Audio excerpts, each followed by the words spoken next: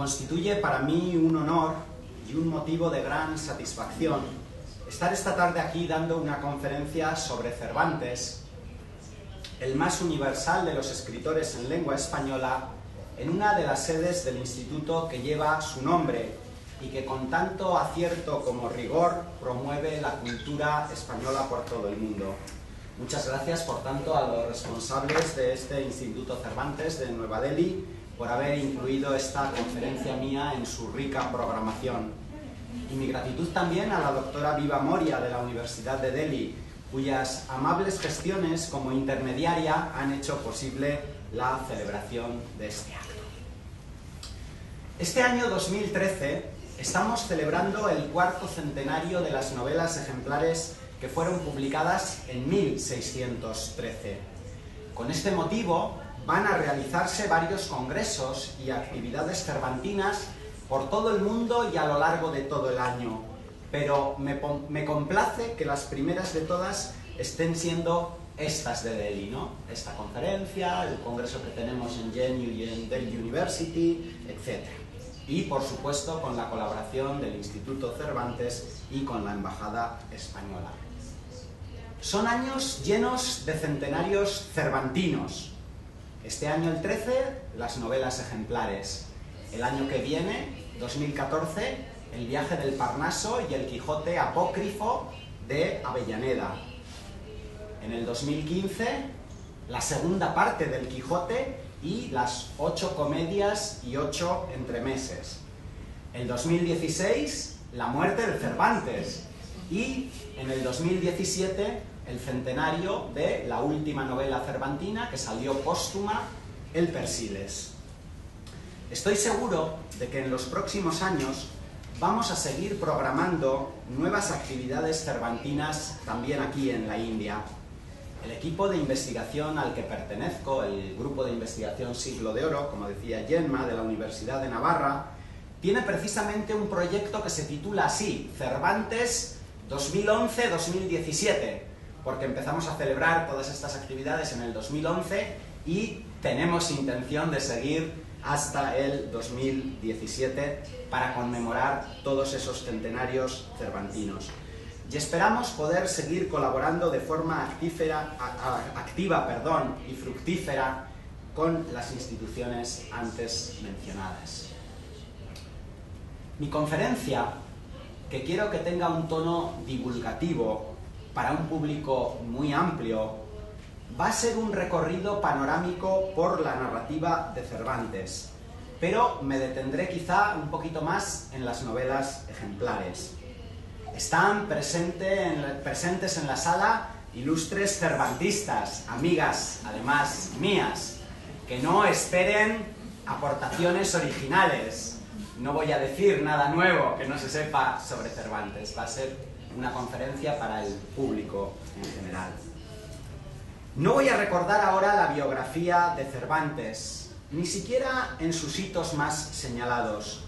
Tan solo quisiera destacar un par de ideas preliminares. En primer lugar, como ha destacado la crítica, y pienso especialmente en el trabajo Cervantes, clave española, de Julián Marías, nuestro escritor es vivencialmente un hombre del siglo XVI, pero su literatura corresponde en su mayor parte al siglo XVII. En efecto, Cervantes conoce los tiempos en que todavía perviven los ideales imperiales. Lepanto, 1571, la más alta ocasión que vieron los siglos, aquella participación heroica en esa batalla que Cervantes siempre recordaría con muchísimo orgullo. Pero Cervantes alcanza a vivir también el comienzo de la decadencia de la monarquía hispánica, y el desengaño de los viejos sueños imperiales parece adivinarse en su escritura. 1588, fracaso de la Armada contra Inglaterra. Ni Cervantes ni los españoles de la época nunca le llamaron la Armada Invencible. Ellos le decían la Católica Armada o la Felicísima Armada. Lo de la Armada Invencible son cosas de la leyenda negra, ¿no? 1588, digo, fracaso de la expedición marítima contra Inglaterra, o 1596, saqueo de Cádiz, una ciudad española al sur, por los ingleses, ¿no? No ya solo es que no se haya podido atacar a los ingleses en Inglaterra, sino que los ingleses atacan en la propia España.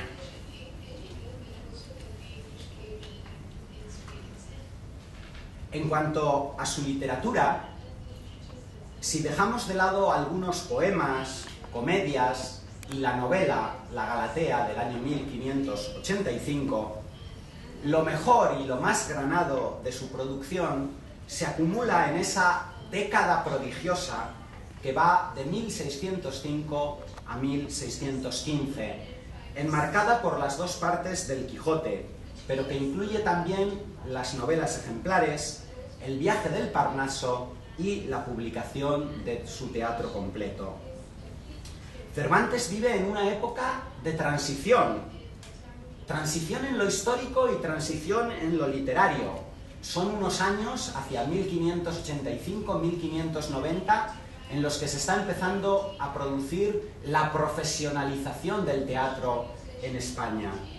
Y por ese carácter de transición que tiene la época en la que vive Cervantes, su obra se ha adscrito a veces a esa época o estilo literario que se llama el manierismo, que es una etapa intermedia entre el Renacimiento y el Barroco.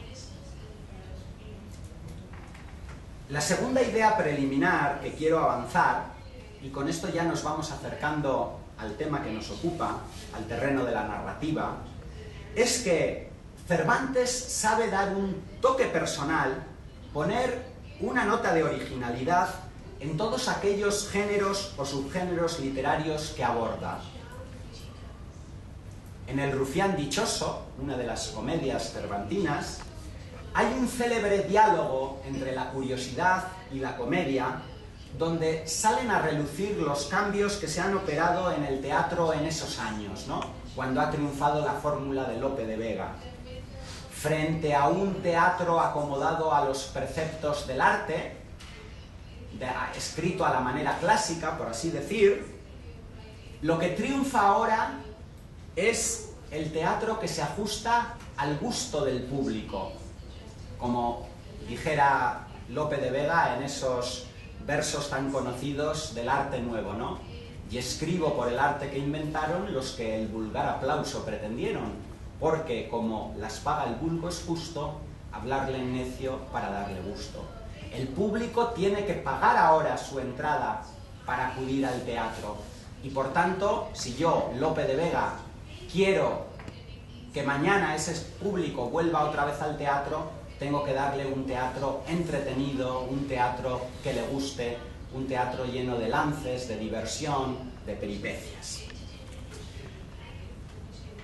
En ese diálogo, como digo, entre curiosidad y comedia, la comedia dice unos versos que suelen recordarse muchas veces y que son estos. Los tiempos mudan las cosas y perfeccionan las artes, y añadir a lo inventado no es dificultad. Creo que estas últimas palabras que mencionaba, añadir a lo inventado, constituyen un lema que se puede aplicar perfectamente no solo al teatro cervantino, sino a la totalidad de su producción literaria. Cervantes toma, como es lógico, los moldes genéricos que le brindaba la literatura de su tiempo. En el caso de la narrativa, el siglo XVI ponía a su alcance los modelos de la novela de caballerías, de la novela pastoril, de la novela morisca, de la novela corta, la novella corta a la manera italiana, y también el molde tan importante de la novela picaresca. Cervantes cultivará, con mayor o menor cercanía a los rasgos canónicos, todos esos subgéneros, como tendremos ocasión de comprobar enseguida. Tomará todos esos modelos, pero siempre poniendo el sello de su originalidad. como escritor, siempre añadiendo a lo inventado, añadiendo a lo que había heredado de los anteriores, sabiéndose y sintiéndose muy orgulloso de haberlo sabido hacer así. Cervantes, que fue escritor por vocación, aunque luego la vida le llevó también por otros derroteros, cultivó los tres grandes géneros literarios: la poesía, el teatro y la narrativa, si bien con distinta intensidad y resultados diversos en cuanto a la calidad.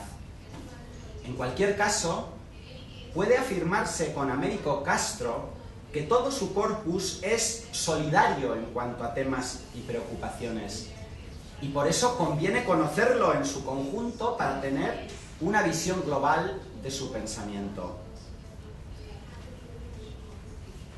Y si puede decirse que sus facetas como poeta y como dramaturgo no resultaron demasiado exitosas, el de la narrativa fue, en cambio, un terreno en el que se desenvolvió con inigualable maestría.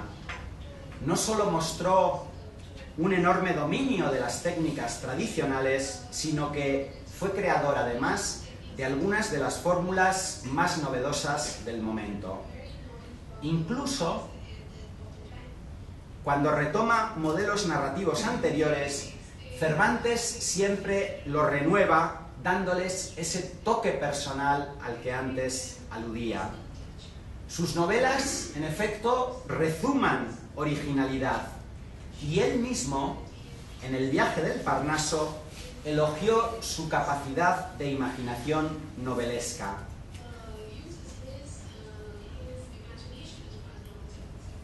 Yo soy aquel que en la invención excede a muchos, leemos en El viaje del Parnaso. Esa capacidad de imaginación va indisolublemente unida en su ideario estético a otro concepto que es el de la verosimilitud. Hay que contar cosas que causen la admiración del lector, pero esa admiración tiene que ser creíble. La producción narrativa de Cervantes, entonces, está formada por varias obras que ya he mencionado antes: La Galatea, de 1585, El Quijote, 1605 y 1615, las novelas ejemplares, 1613, y el Persiles, 1617, corpus que voy a repasar muy brevemente en los próximos minutos. La primera novela cervantina, publicada en 1585, es La Galatea. En realidad se trata de la primera parte, y aunque Cervantes anunció muchas veces su continuación, su segunda parte, nunca la llegó a escribir, porque se dio cuenta de que ese era un molde caduco, un molde que ya no llevaba a ninguna parte.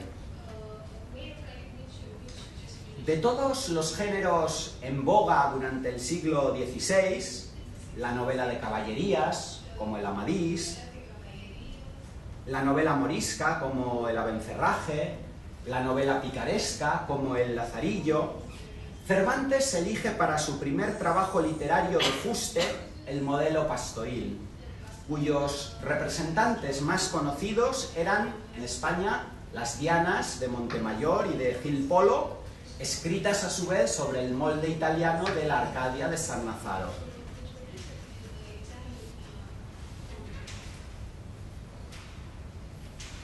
La Galatea, que se publica con el subtítulo de Égloga, se divide externamente en 6 libros.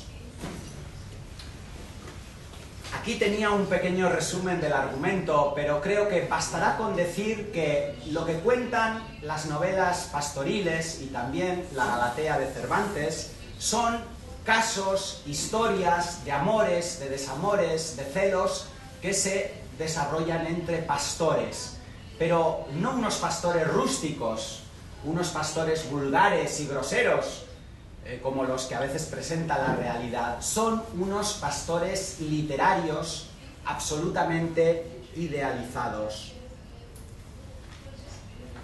Al hilo de la historia principal se van uniendo otra serie de historias secundarias, pero siempre analizando los distintos estados anímicos de los enamorados.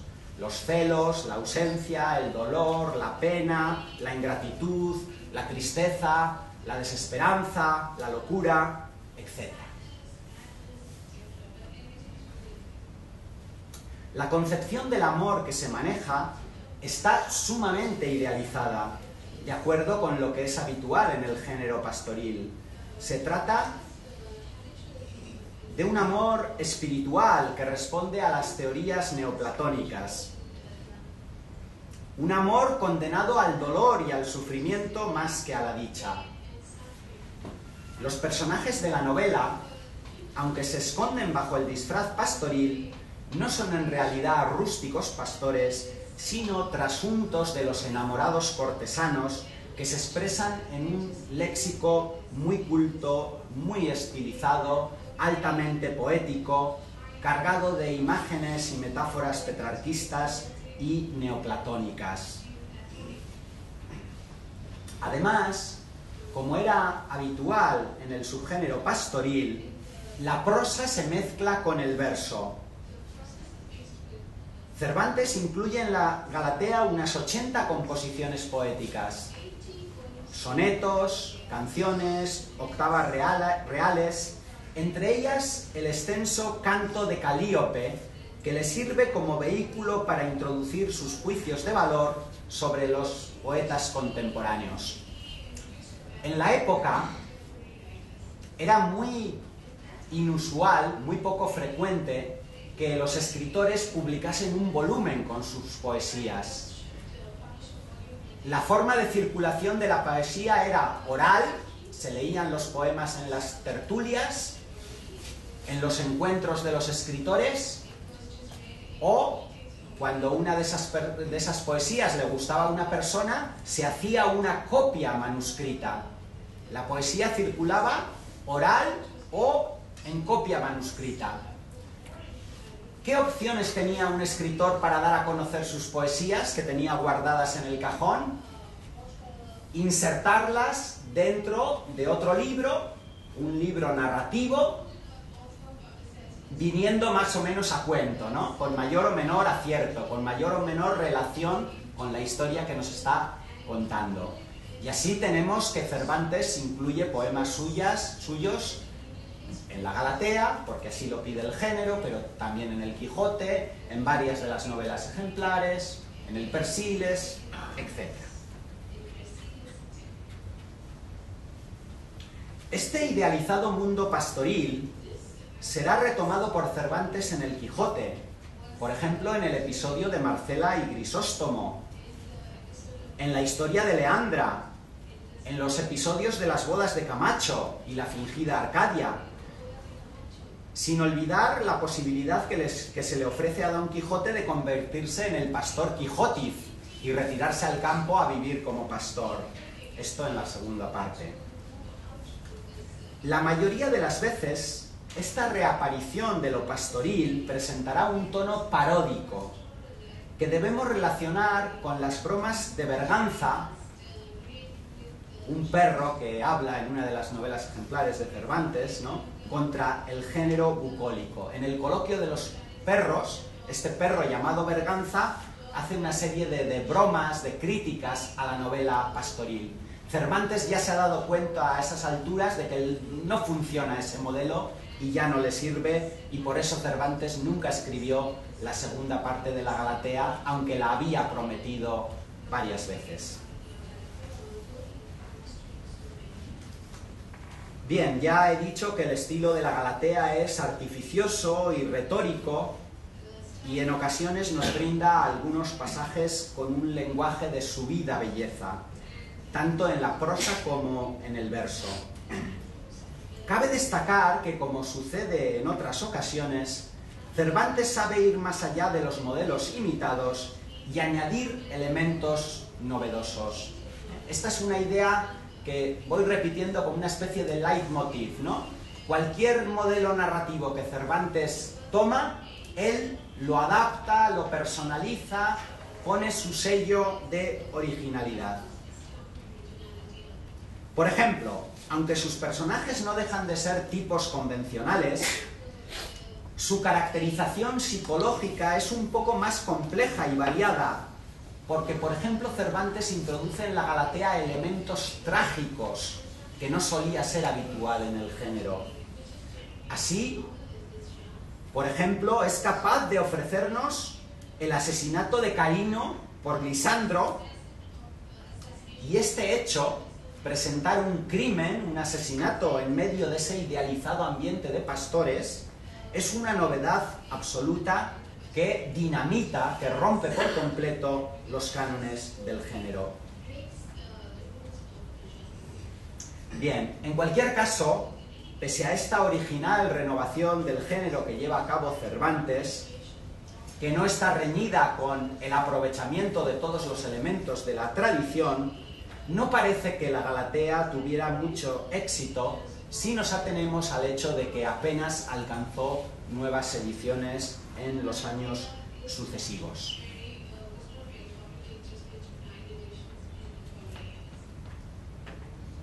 Bien, en los 20 años que median entre la aparición de la Galatea, 1585, y la impresión de la primera parte del Quijote en 1605, Cervantes no publica nada, no publica nuevos títulos literarios, pero compone probablemente varias de las novelas ejemplares, que aparecerán en forma de libro en 1613, en Madrid, por el impresor Juan de la Cuesta.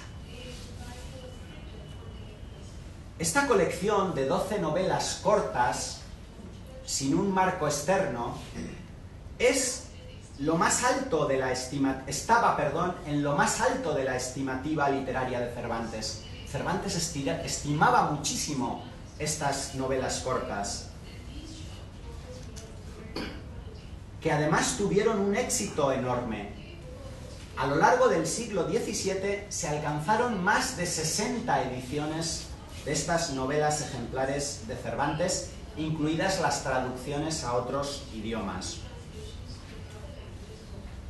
El prólogo al lector que pone Cervantes es muy interesante, como en general lo son todos los prólogos de las obras cervantinas, porque ahí, además de ofrecernos su famoso autorretrato, Cervantes se retrata evidentemente con palabras, el autor se jacta de ser el primero que ha novelado en español. Y explica a qué se refiere exactamente. Yo soy el primero que he novelado en lengua castellana, que las muchas novelas que en ella andan impresas, todas son traducidas de lenguas extranjeras, y estas son mías propias, no imitadas ni hurtadas. Mi ingenio las engendró y las parió mi pluma, y van creciendo en los brazos de la estampa. Claro que en la Edad Media y en el Renacimiento se habían escrito novelas en España, pero solían ser imitaciones, traducciones. Cervantes, en estas palabras que he leído, se muestra muy orgulloso de ser el primero que escribe estas novelitas cortas, inventándose el todo, los temas, los asuntos, los personajes. No es el primero en hacer novela, pero sí es el primero en hacer este tipo de novela de forma original. Recordemos que la palabra novela, del italiano novella, en contraposición a romanzo, novela extensa, novela significaba específicamente el relato corto. Y este era un género tenido hasta entonces en poca estima.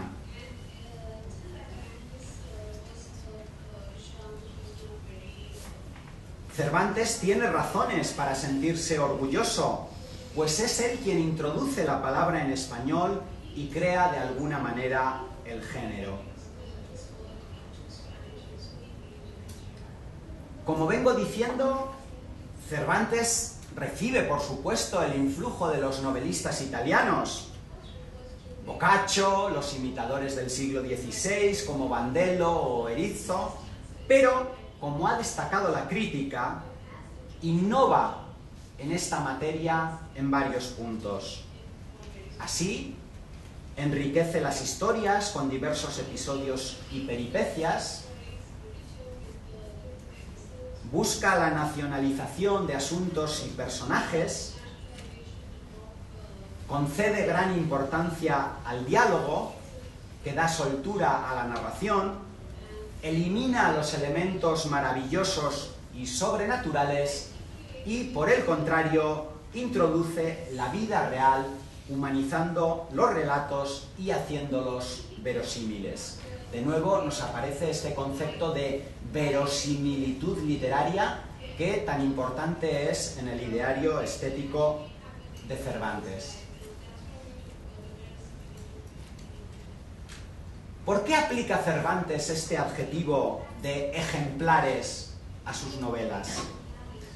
Es un tema que ha hecho correr mucha tinta entre los críticos. Recordemos sus palabras exactas en ese prólogo antes mencionado. Dice así Cervantes: «Él es dado el nombre de ejemplares, y si bien lo miras, no hay ninguna de quien no se pueda sacar algún ejemplo provechoso. Y si no fuera por alargar este asunto, quizá te mostrara el sabroso y honesto fruto que se podría sacar así de todas juntas como de cada una de por sí». Hay aquí dos ideas importantes en estas frases que he leído. Cervantes es un autor que muchas veces deja las cosas en la ambigüedad. Muchas veces no sabemos, ¿verdad?, qué está opinando Cervantes sobre un tema concreto, porque dice una cosa por boca de un personaje y dice la contraria por boca de otro personaje. ¿Y cuál es la verdadera opinión de Cervantes? No lo sabemos. Por eso, una de las razones de la modernidad de Cervantes es que pide la colaboración activa de sus lectores.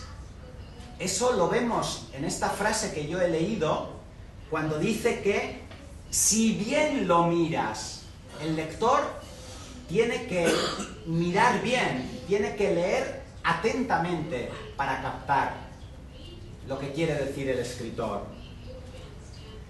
Y si lo hace así, verá que todos estos cuentos que yo aquí presento ofrecen un fruto provechoso y honesto.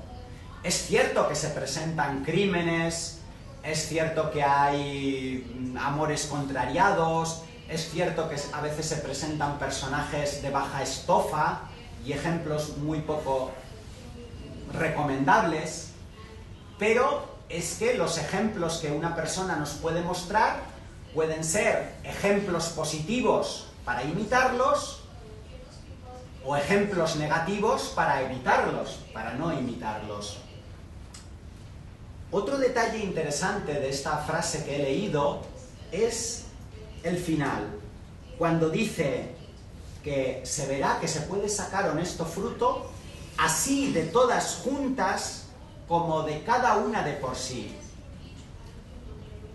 En principio, las 12 novelas incluidas por Cervantes en este volumen son independientes, cada una se lee por separado y es una historia distinta, salvo las dos últimas que están especialmente unidas, pero no me quiero detener ahora en esto.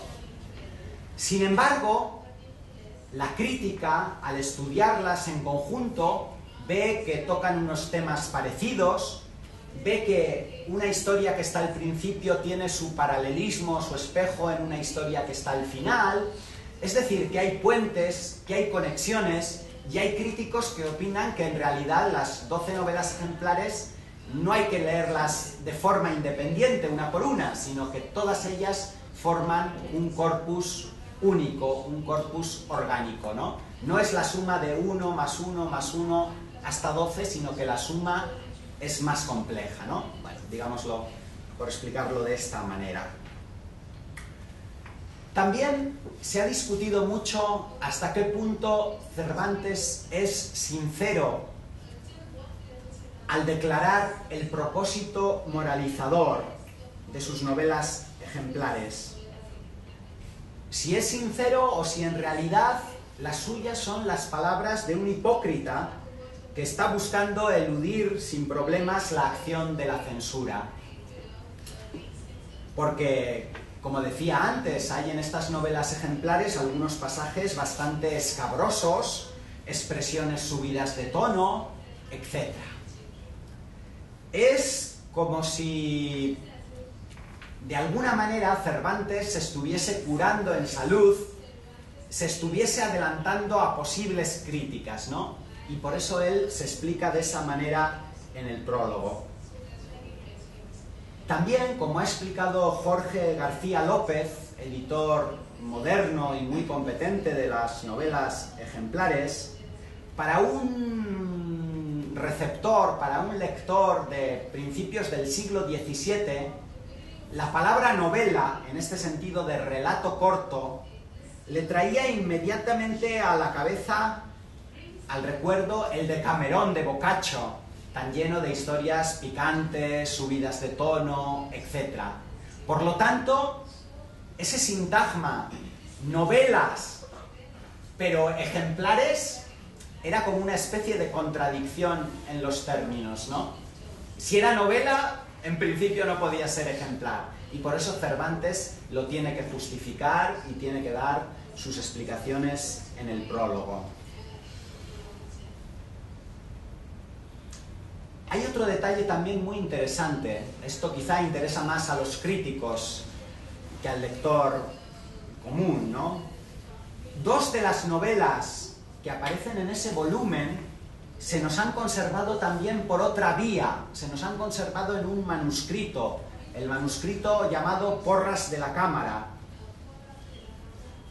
Y si comparamos la versión del manuscrito con la versión que finalmente salió publicada, vemos que el propio Cervantes cambió muchos detalles, corrigió, limó algunas cuestiones, es decir, parece ser que él mismo de alguna manera se autocensuró antes de publicar esas novelas a la altura de 1613.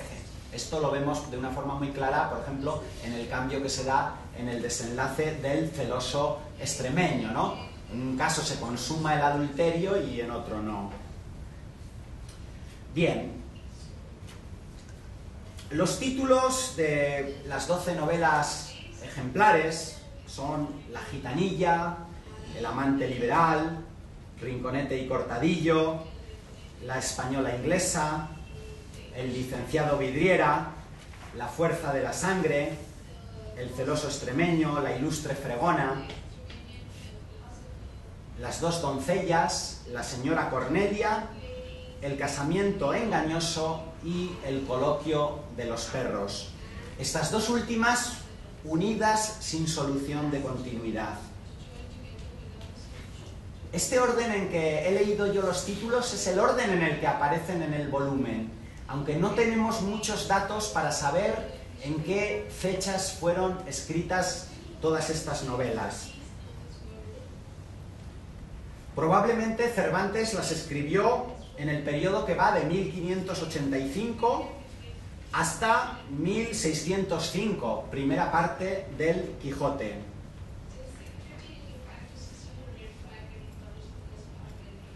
Recuerden también que en la primera parte del Quijote Cervantes introduce algunas novelas que tienen muy poco que ver con la historia de Don Quijote, y es algo que sus contemporáneos le criticaron, ¿no?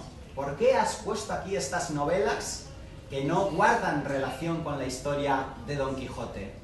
Y Cervantes tomará muy buena nota de esa crítica y cuando publique la segunda parte dirá: no voy a poner novelas intercaladas, o si pongo alguna va a tener mucha más relación con la acción central del relato.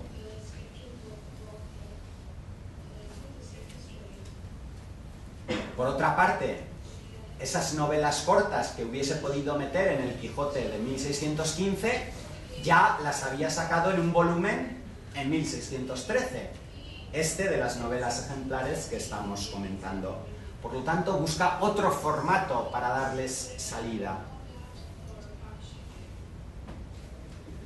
La crítica ha intentado clasificar estas novelas ejemplares manejando un binomio, manejando dos términos que se aplican mucho a la obra de Cervantes, ¿no?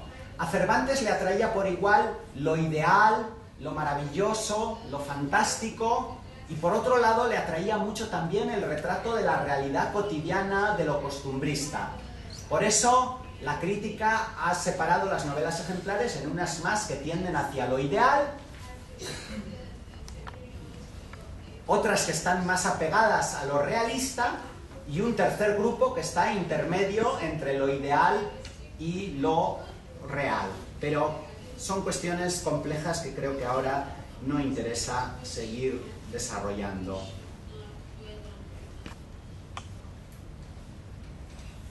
Cervantes no escribió nunca una novela picaresca canónica. Sin embargo, ese modelo de lo picaresco le interesó muchísimo y presenta en distintas ocasiones temas y personajes picarescos. Así, por ejemplo, en La Gitanilla, en Rinconete y Cortadillo, en La Ilustre Fregona o en El Coloquio de los Perros. Tradicionalmente, el pícaro era un personaje solitario e insolidario, en cuyos sentimientos no tenían cabida el amor ni la amistad. En cambio, la narrativa picaresca, entre comillas, de Cervantes nunca es en primera persona, siendo la autobiografía una marca canónica del género, sino un contrapunto entre dos personas. Y la amistad que se traba entre los personajes redime de la sordidez humana. En la novela picaresca no había sitio para el amor y la amistad.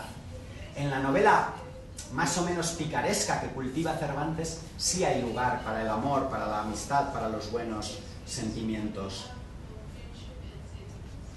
Como digo, Cervantes no escribió nunca una novela picaresca al uso, pero el modelo le interesó mucho y lo conocía muy bien y hizo meditadas aproximaciones al mismo.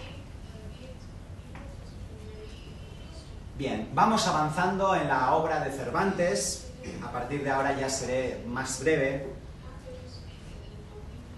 La publicación de las novelas ejemplares en 1613 se produjo entre la aparición de la primera parte del Quijote en 1605 y su continuación o segunda parte en 1615.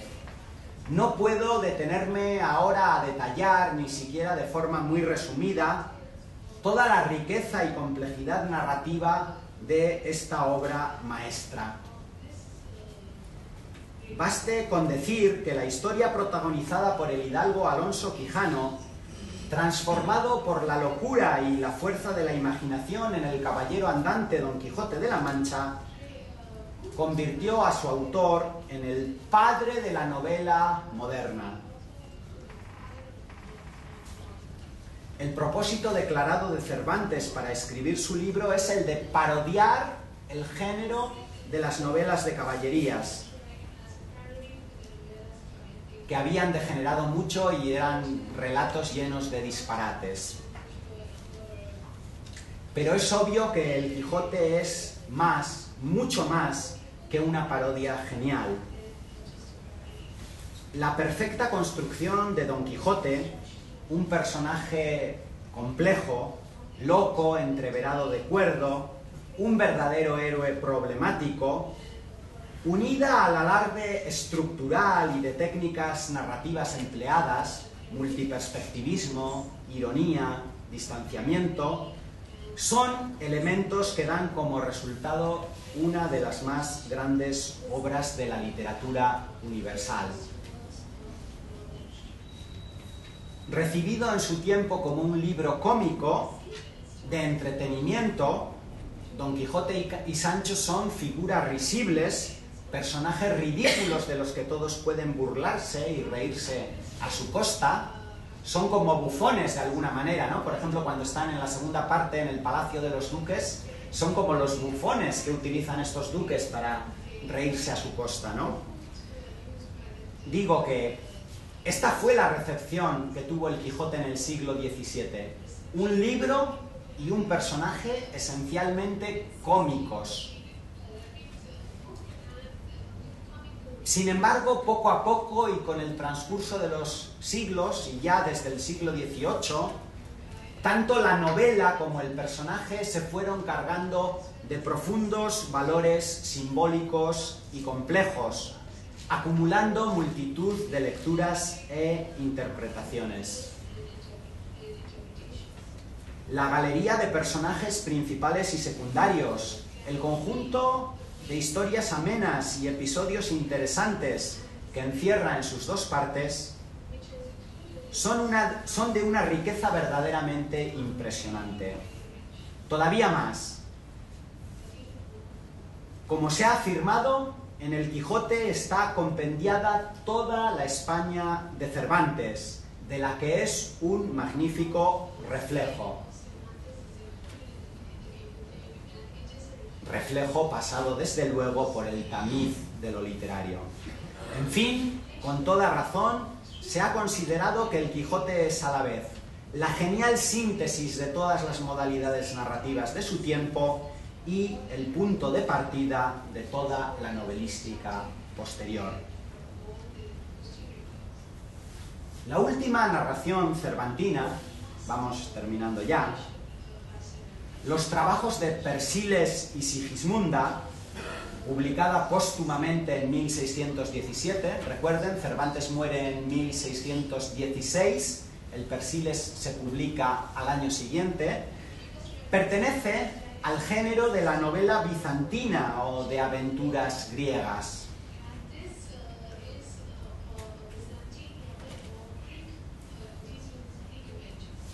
Persíles, príncipe del reino de Thule, peregrina con Sigismunda, heredera de Frislandia, desde las frías y poco civilizadas tierras del norte de Europa hasta Roma, que para un español del siglo XVII era el centro de la espiritualidad, el centro de la cristiandad. En ese peregrinaje en el que se presentan ante los demás como hermanos, no como enamorados, y ocultando además su verdadera personalidad bajo los nombres simbólicos de Periandro, el hombre que peregrina, el Homo Viator, y Auristela, la estrella de oro, que es su luz y su guía, estos enamorados corren numerosos peligros, se enfrentan a bárbaros y piratas, sufren naufragios y otros 1000 trabajos, porque en el título original de Cervantes, la palabra trabajos en el siglo XVII tenía este significado concreto de peligros, sufrimientos, cosas que hay que superar, ¿no? Eso es lo que significa trabajos en el título de Los trabajos de Persíles y Sigismunda, los sufrimientos de Persíles y Sigismunda. Bueno, como es lógico, el Persíles no ha recibido tanta atención por parte de la crítica como las novelas ejemplares y, por supuesto, no tanta atención como el Quijote, que es la obra que ha generado una bibliografía oceánica. Y todavía los cervantistas seguimos encontrando cosas nuevas, o no tan nuevas, pero seguimos diciendo nuevas cosas sobre la obra de Cervantes y sobre el Quijote, ¿no? No entro a desarrollar más cuestiones del Persiles, pero es verdaderamente una obra compleja, una obra alegórica. Piensen que en esta especie de testamento literario que nos deja Cervantes, es la última obra que publica, ya después de muerto sale la publicación, él mismo escribe la dedicatoria del Persiles puesto ya el pie en el estribo, es decir, muy poquitos días antes de morir, y se nota además que el Persiles está acabado con mucha precipitación. Los últimos capítulos son están mucho menos desarrollados que el resto del libro, ¿verdad?